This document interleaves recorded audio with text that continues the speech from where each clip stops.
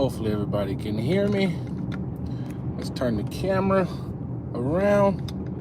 We're doing a nighttime drive here in the UK. I just thought I would share with you guys some of my thoughts. What's going on in the world? You know, we just had a US election, midterm election, as they say. And I'm not going to get political in terms of who you should vote for, what party is in power, etc. I just wanted to talk about it in the sense of how ordinary it is to have an election. Because I live here in the UK and in the United Kingdom, I never can tell when the heck they're going to have another election. Seems like they have an election anytime somebody chooses to have an election. And so I wanted to just talk about that real quick. You know, that's just kind of my thought process and just what I want to talk about. So I just want to go live because, you know, I've been really busy and I want to kind of get back into making some more videos. It's crazy what's going on in the US because you got Trump and the big lie. And basically they put the big lie as a second referendum this year. You know, you had Roe v. Wade, that was another thing.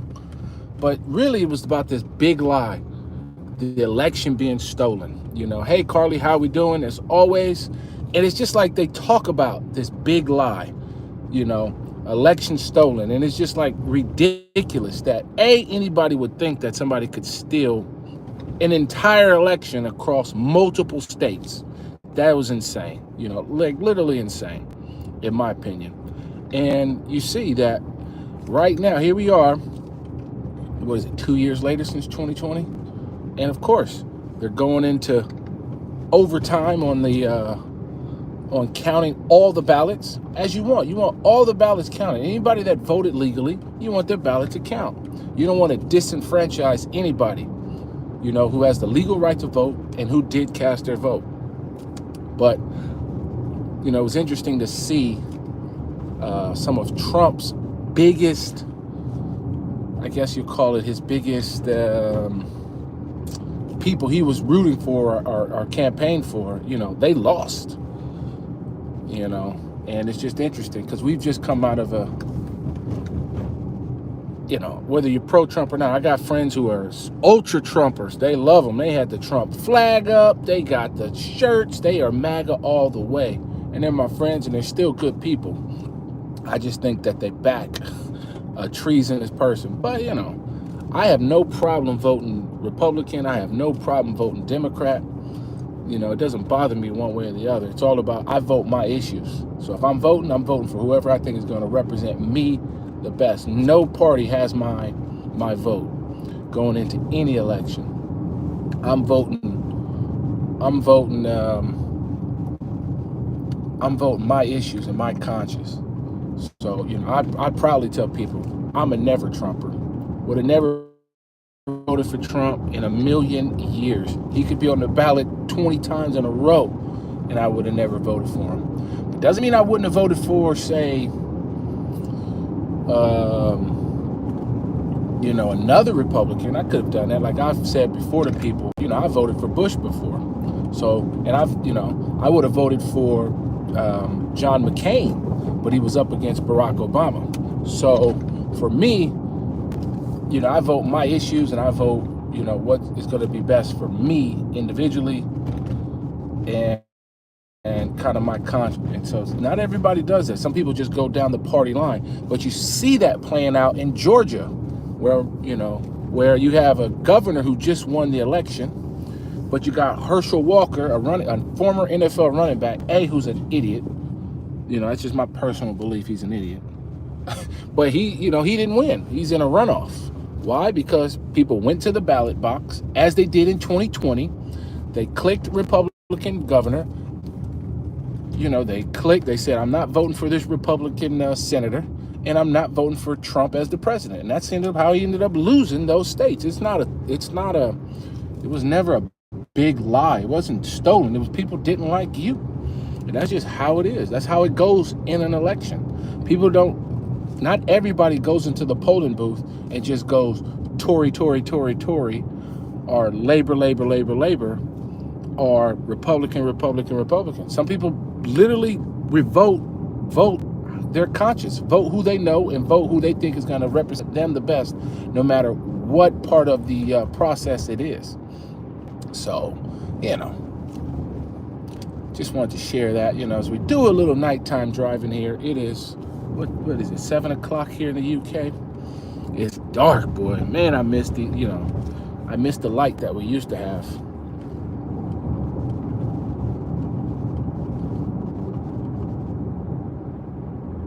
You said Republicans in general love the poorly educated. And that's exactly what Trump said. I mean, I think that's just the dumbest quote I've ever heard. I love the poorly educated.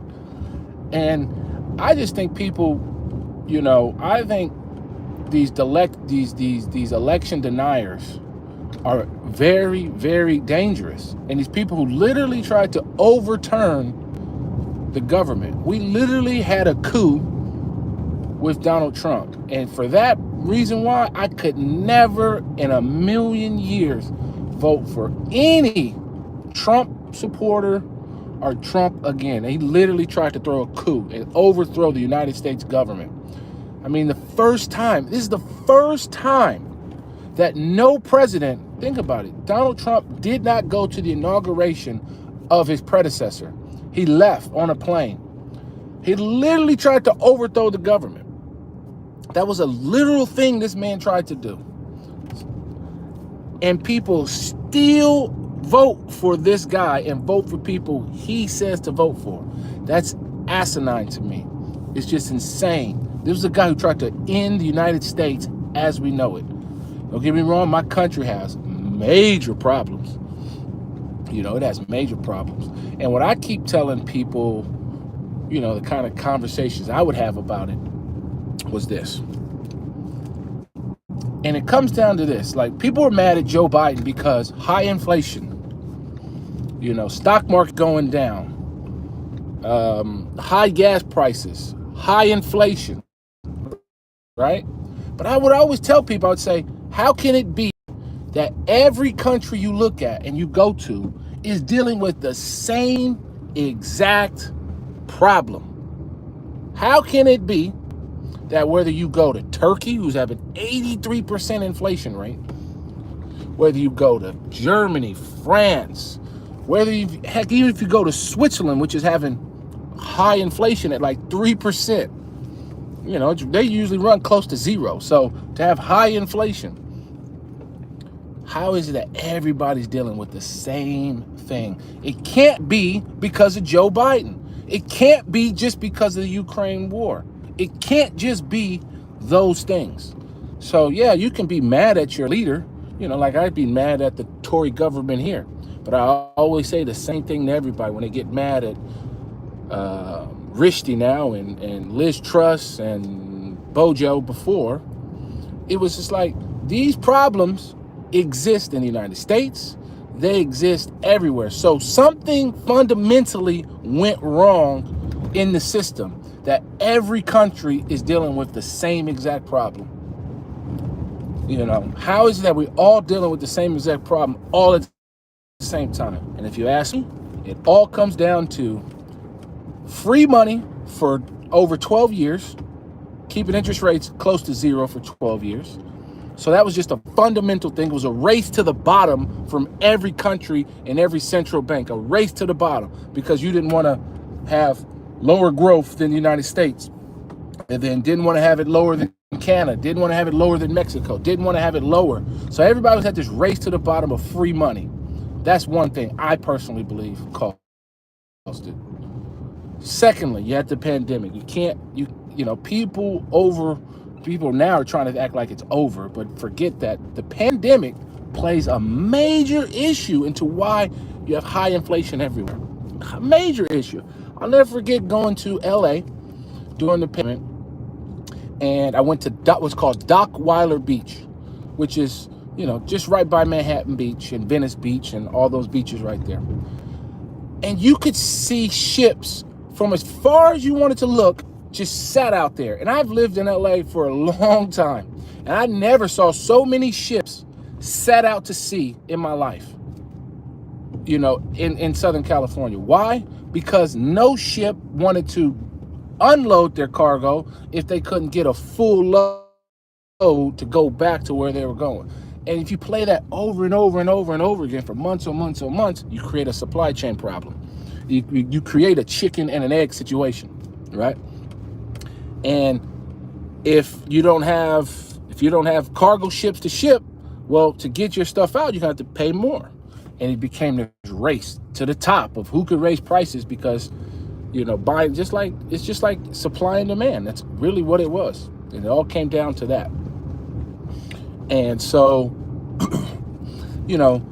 so let me see, free money, 12 years, running. The pandemic is another thing. And it was not only the supply chain, but also the massive amount of borrowing everybody did. I'll never forget when Rishi, the prime minister now in the United Kingdom, announced that he was going to pay 80% furlough scheme up to like $2,500 for people, so you didn't lay people off. I remember it happened. I said, where are they about to get all this money from? And who's going to pay it, and when we're going to have to pay it back? Because maybe in my mind, I thought, okay, maybe it'll be paid back over 10 years or 20 years. But what happened? The end of free money finished, and now you have this massive amount of money that we borrow to keep people furloughed, which is a good thing. I wasn't saying it wasn't a bad thing. It was just in my mind, I just like, dang, Richie, where you gonna get all this money from that you're borrowing to tell people to stay at home, not to work? That was my thing. Hey, Andy Williams, let me see your comment.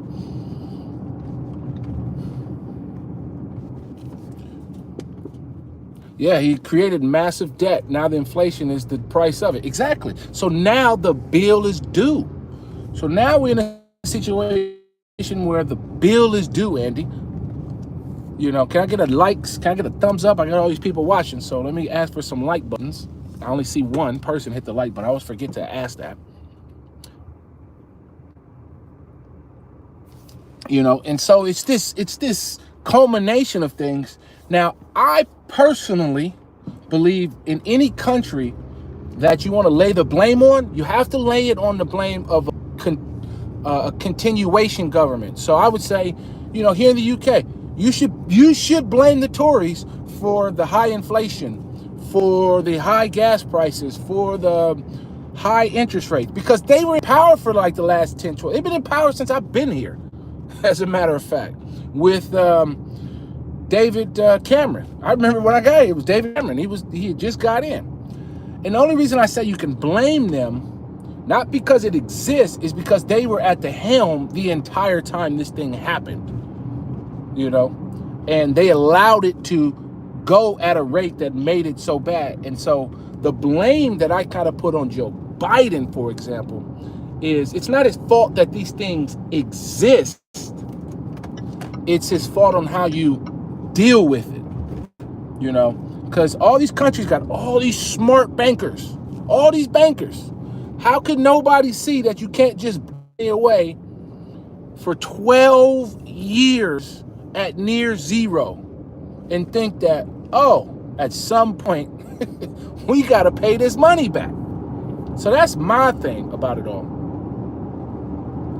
That's my thing. Oh, yeah, and they do play with your money.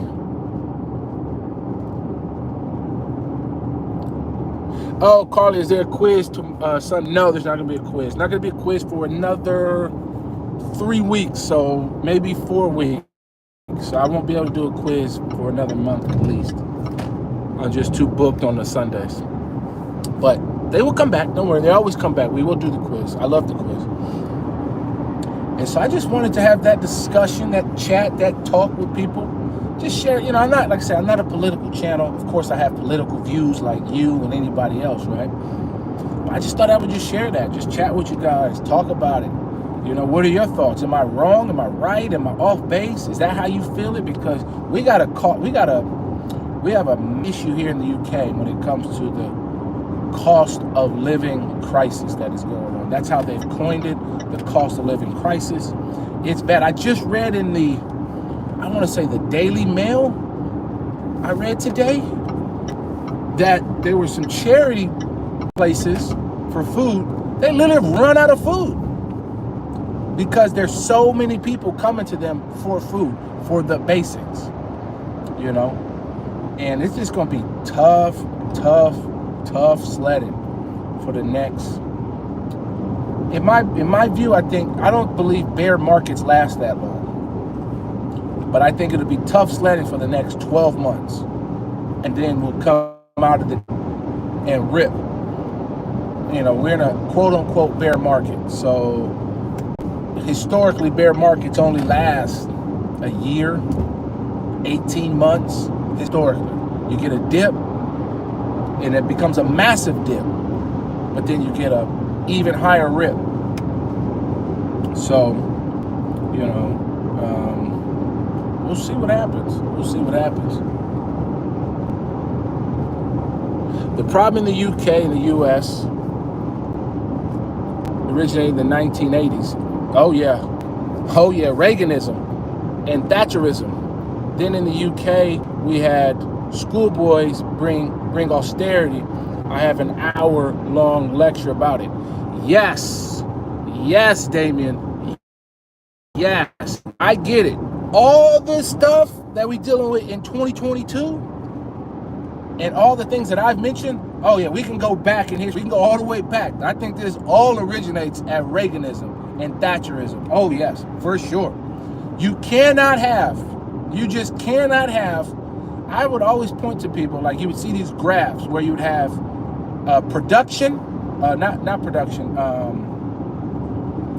wages over the last 40 years, how they stagnated, but then how productivity went through the roof. But wages never even followed it, but never lagged it behind it. It just stayed like a dead man's pulse, all the way across the axis. You can't have that because all you did was transfer wealth from the masses into a small classes.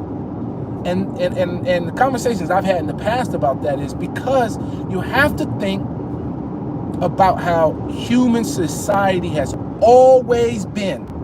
We're in an experiment for the last 100 years or so. This is an experiment that we're living through, where you have, I would say the last 150 years, because I need to put in the Industrial Revolution in there.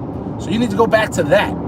But you got to think prior to all of that, and prior to all these democracies popping up in the world, we just had feudal systems all around the world where it was just like the king class, the knight class, or the aristocrat class, and then it was just peasantry all the way down, like literally all the way down, peasantry all the way down. So then they created out of thin air this thing that they wanted to say, hey, let's have what's called a middle class. We'll have this upper class, but let's create this middle class so we don't have everybody so poor. And from that is where we're at, right? And they've created that. And now I think we've swung the pendulum where we tried to go from having too many poor people, where everybody was kind of like poor, swung the pendulum and tried to say, let's make a middle class, let's carve out a middle class. Next thing you know, now they're swinging it back the other way and creating the billionaire class, and leaving everybody else with the scraps to fight over. Leaving everybody with the scraps. And can you make a more fair society? And this goes back to, when I think about how that impacts societies, I think about the conversation I had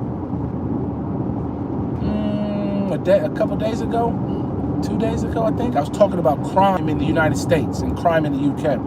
How have we in the United States created a society where the people are more inherently dangerous than the people in the United Kingdom? Because in one state, in Ohio, we got like thousands of people who are doing 50 plus years, 100 plus year sentences.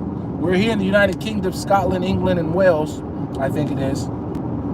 It's like 200 people, 66 million people, with like 200 people doing like a whole life sentence. But in one state of 6 million people, you can find like 1,000 people doing that. How can that be? And I think that becomes how you create this inequality in the system. You suck out all the men, you suck out all the women, because you create everything into a crime, and then that crime is associated with some god-awfully lengthy sentence, like 20 years. Is just like, oh, don't worry, if you get 20 years, don't matter. You're gonna live for 400 years. You're gonna be Noah, so you're gonna have 500 years, to live. No, 20 years is like, man, that's gonna be a quarter of your life. Especially if you're an adult. After being an adult, you got like maybe a quarter. That's gonna take a quarter to a third of your life away. So, it's all that kind of stuff, and I think that. What I was trying to talk about in this chat was about, the U.S. election that's just taking place and how I see it, and it evolves. But yeah, I'm happy to see Trump losing again, and Trumpism, because I think that is dangerous. I don't have anything with somebody voting Republican or Democrat. That don't bother me. I got friends that are lifelong Republicans and will always vote Republican. They don't bother me. Trumpism is dangerous. The guy tried to have a coup, and he tried to put all these election deniers in there. Those people were ultra dangerous, and I'm glad to see them losing, because I got tired of these people talking about, oh, it was a fraud. Your vote didn't count. You cheated. No, people just didn't vote for you, Trump. They voted for the governor. They voted for the senator. They voted for the congressman. They voted for the attorney general. They voted for the judge. They voted for the sheriff. They voted all the way down. They just skipped your name and refused to vote for you, and definitely weren't going to vote for Biden. It's as simple as that. It's as simple as that. So, the U.S. purposely makes profit out of its prisons. You're darn right they do. The U.K. does not. The major factor is the difference. There is a problem there. That is a problem. People, Andy, that is a problem.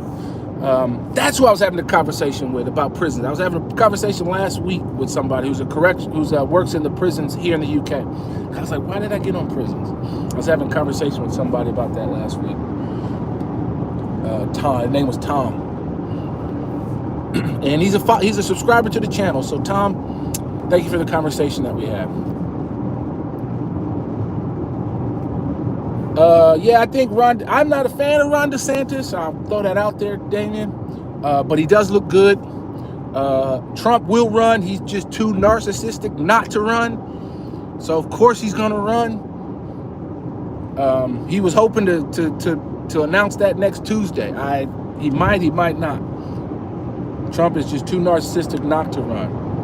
But if he runs, he's just gonna hand the presidency back to the Democrats. Whether that's a good thing or a bad thing, whether that's how, Americans want it, I don't know. But I just know that's what's going to happen. I know that's what's going to happen. So, yep.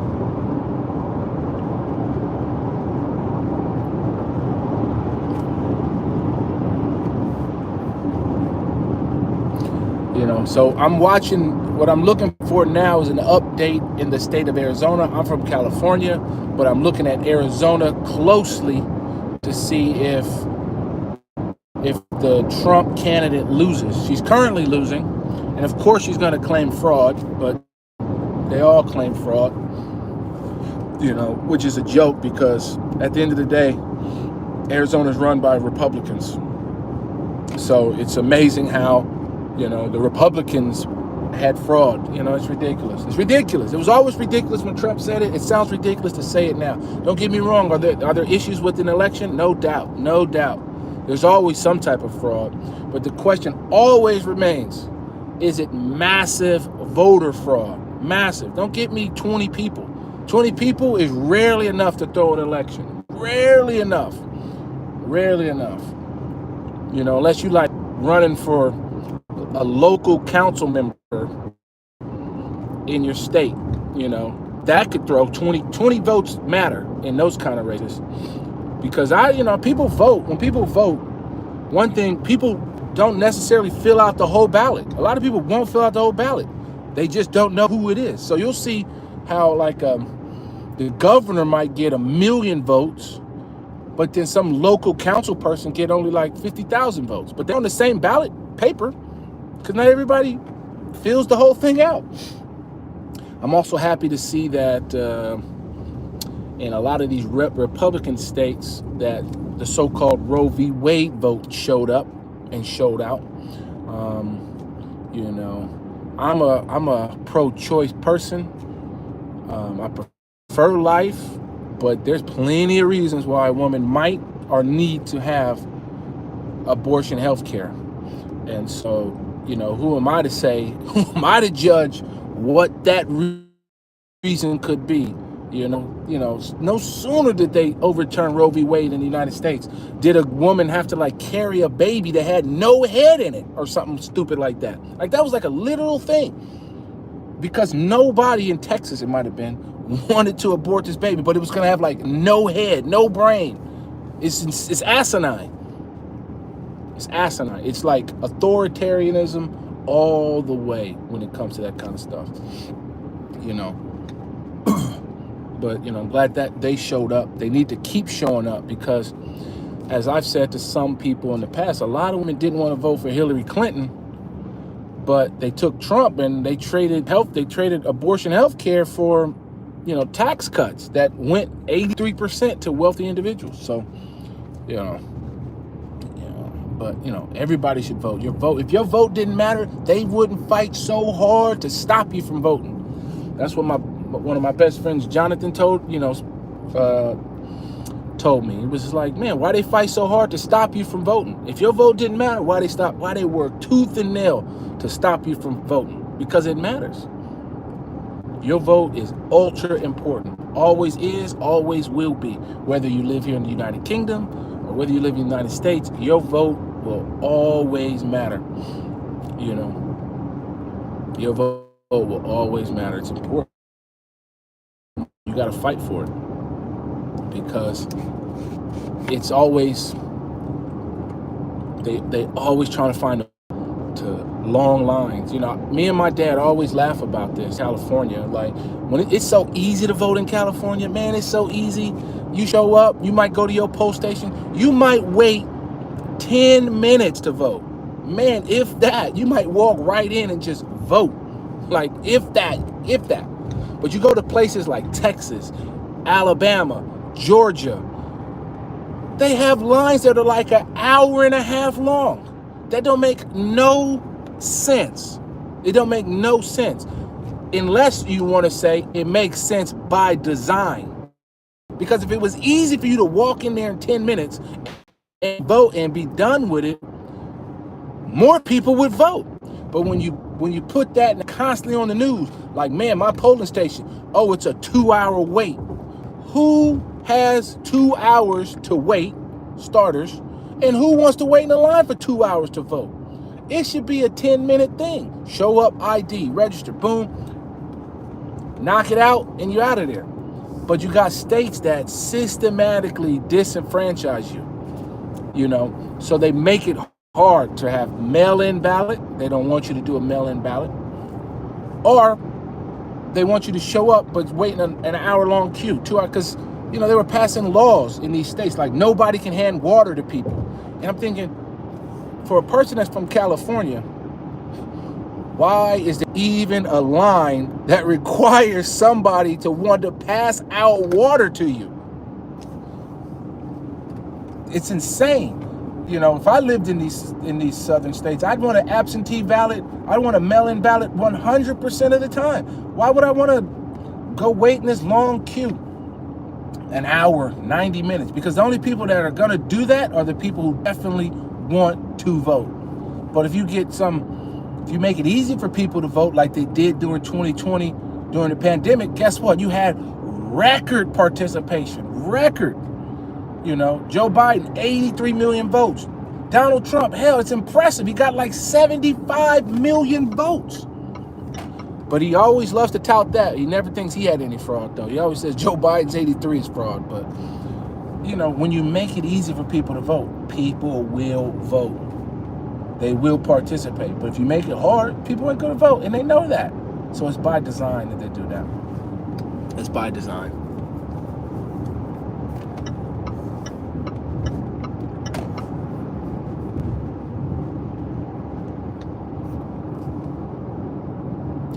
So Kevin Grant says the wealth gap in the UK is getting bigger at a faster rate than ever. It is, Kevin. It is. The wealth gap is getting huge. I'm seeing it more and more myself. I'm seeing it more and more myself.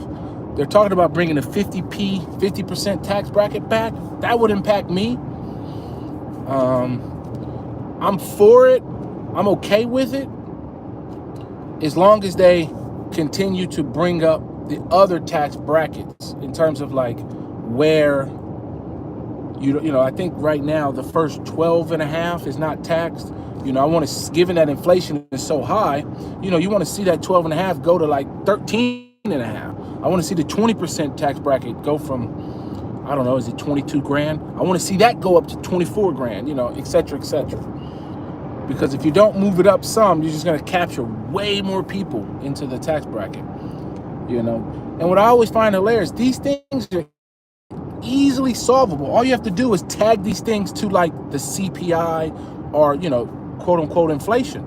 And you never even have to make another law against it. It just will move up with inflation. Maybe you want to make it move fast, you discounted some. So if the CPI is 3%, it moves up 2.25,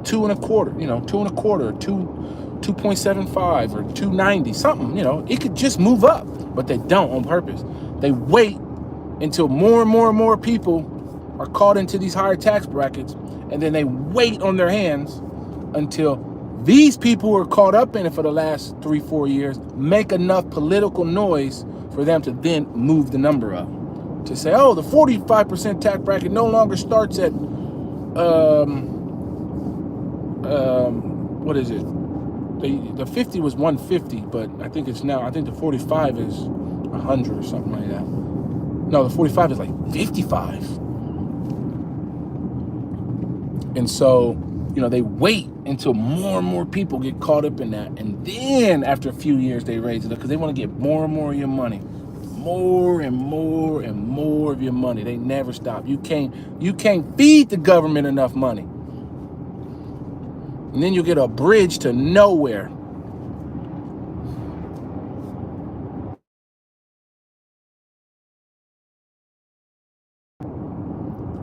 It's called fiscal drag. Yeah, thank you, Damon. That's exactly the word.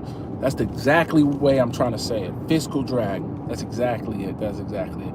But hey, guys, I'm getting ready to pull into the office here in Nottingham by the University of Nottingham.